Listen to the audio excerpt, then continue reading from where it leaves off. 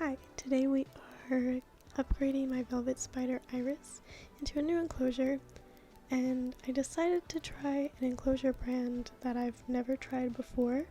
They're quite new on the market but have been gaining a lot of popularity recently, and that's Herpcult. Packaging's super cute already, but I tend to see them everywhere on Instagram, usually with big, beautiful acrylic enclosures for anoles or crested geckos, and they always look beautiful. But acrylic enclosures are expensive, so my budget says the small ones look perfect for spiders and tarantulas. So that's what I decided to purchase. And honestly, despite how expensive acrylic enclosures are, Herpcult seemed to have better prices than a lot of the tarantula brands that sell acrylic enclosures. And I mean, Herpcult seems good quality from what I've experienced so far. I will say that the only cons I have about the enclosure is about the lids.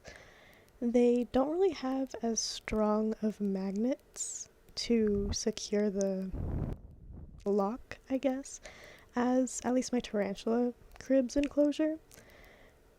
And it just doesn't really slide off as smooth, but these are very minor details that don't really matter to me, but is worth noting if you have like some super strong tarantula that can move lids. I don't know, but even the little lip to grab it, like I'm showing on this tarantula cribs enclosure, on the Herpcult enclosure it's a lot thinner and it's just kind of harder to grab. But again, very minor details that don't really matter. I do think that the Herpcult enclosure just kind of looks cleaner.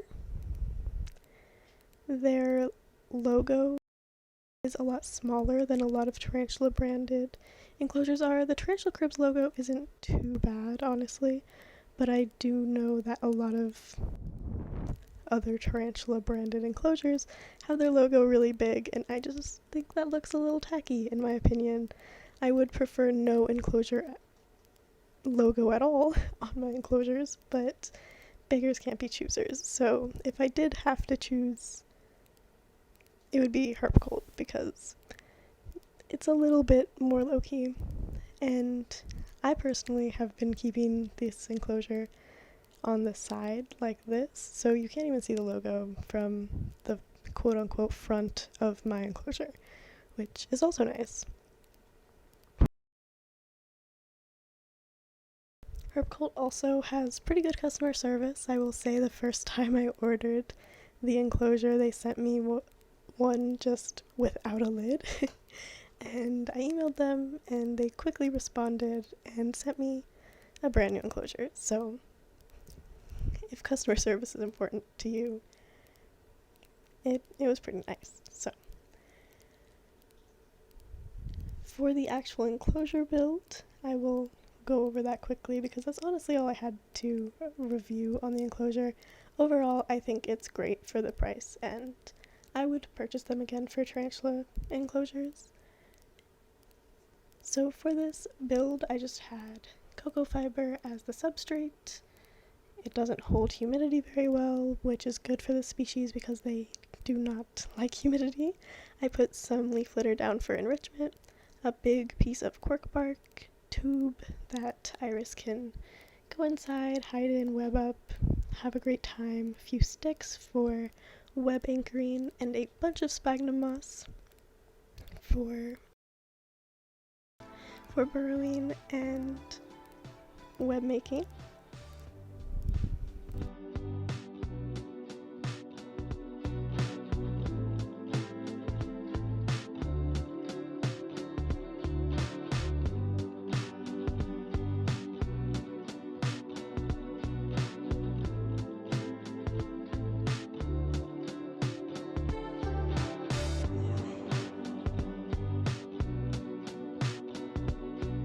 I even put some sphagnum moss on the inside of the tube in case you wanted to go in there and web it up.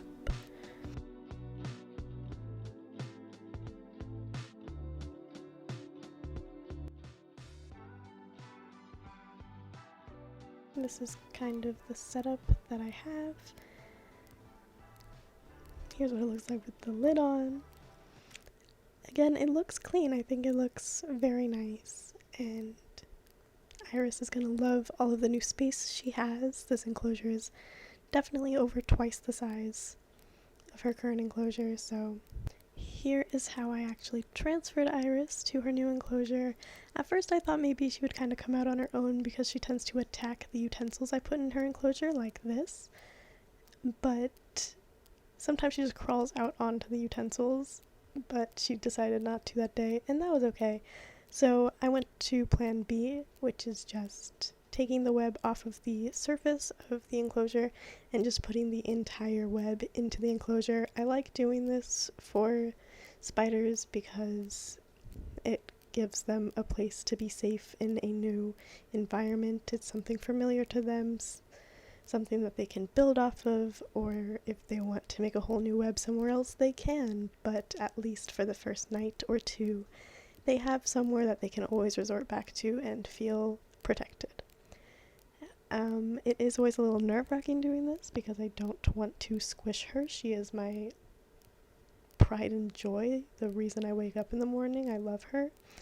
So it is always a little bit scary, but we did a great job.